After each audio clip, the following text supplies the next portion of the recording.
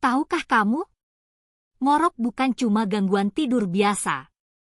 Dalam banyak kasus, ngorok bisa jadi tanda awal kematian mendadak saat tidur. Bahkan, ada yang tertidur dan gak pernah bangun lagi. Ngorok atau mendengkur terjadi karena saluran napas menyempit saat tidur.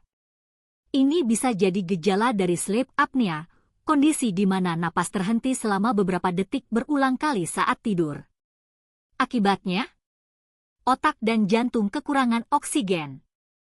Kalau dibiarkan, bisa picu stroke, serangan jantung, bahkan kematian mendadak di malam hari.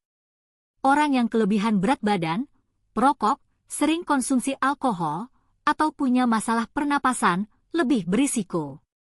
Tandanya bukan cuma suara ngorok, tapi juga tidur gelisah, napas terhenti tiba-tiba, sering terbangun, dan merasa lelah walau sudah tidur lama.